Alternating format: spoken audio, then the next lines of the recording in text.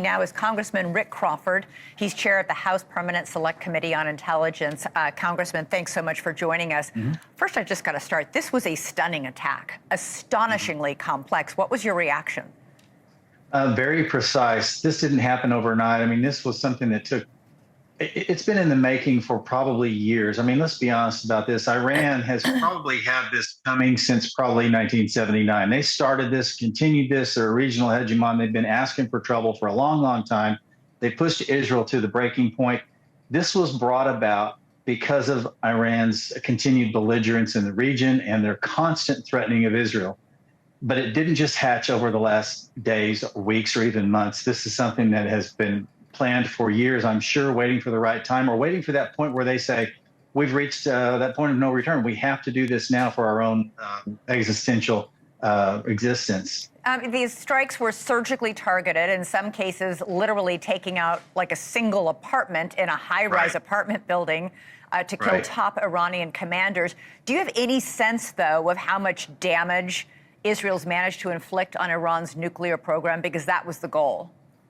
Right. I think what we've seen is the above ground. You mentioned in your reporting, which was fantastic, the Natanz area, the above ground has sustained heavy damage that we know of. There may be some others, but you probably limited it to just those above ground facilities, and they'll probably have to go back for more to do further damage to nuclear capabilities. But they also did a fantastic job in taking out leadership in a very precision way. What they did to get leadership all in one place, and how they managed to do that. Again, this is not something that was hatched in a short span of time. This was a plan that took at least months to put into place. And I think they did a fantastic job. In contrast, the Iranians are now lobbing missiles into cities in Israel without concern about their targeting, and doing everything they can to just wreak havoc and exact revenge. So we're dealing with two different approaches and a very evil adversary. President Trump did speak with the Prime Minister Netanyahu this afternoon. They were reportedly in constant contact leading up to the attack. Did President Trump give explicit approval for this attack? I am not in a position to answer that, but I would say this. I think that, President Trump was engaging with the Iranians in good faith and could still do that. I mean, just because Israel launched these strikes, Iran responded, doesn't necessarily mean that the remaining leadership, such as it is, couldn't engage with the United States to try to say, hey, let's hit pause here for just a second, see if we might be able to come to some agreement to prevent this from escalating any further.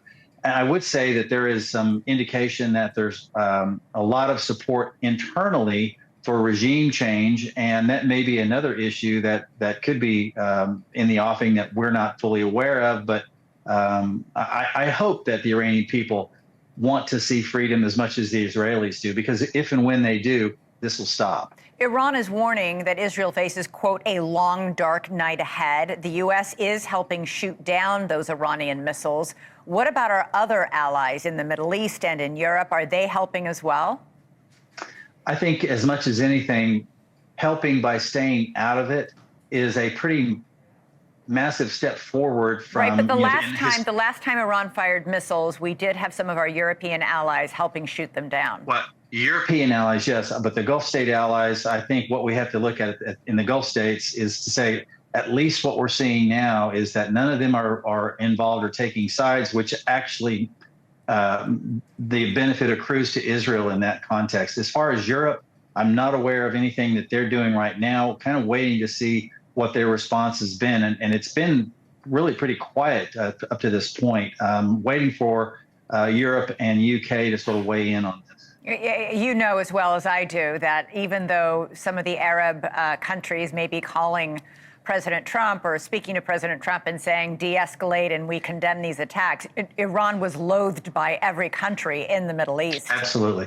Absolutely. They are a regional hegemon, no question about it. They've got obviously even religious differences, but that said, what we know about Iran is they have really sought to be the boss in the Gulf state region, and that has not set well certainly with Saudi Arabia and most of the other Gulf state neighbors. The only real allies they have are the Houthis in Yemen, and they continue to be a thorn in the side of the Israelis. But I think their capabilities are limited too. So.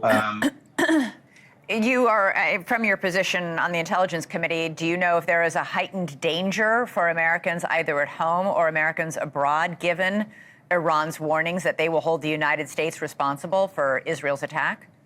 I think Americans probably need to adopt a very situationally aware posture wherever they are, whether that's, traveling in Europe, traveling elsewhere around the world, but that's certainly heightened in places like Israel and other parts of the Gulf region. So yes, I think Americans need to be on guard. And I think it just, use some common sense, be careful where you're traveling. It probably would bode well to leave that region if you're there now. Otherwise, hunker down, find some safe spot if you can. But I think most Americans, wherever they are outside of the United States, need to sort of keep their head on a swivel just to be safe. All right, Congressman Rick Crawford, really appreciate you joining us tonight. You bet. All right. The Pentagon is repositioning U.S. military assets in the Middle East as this conflict escalates.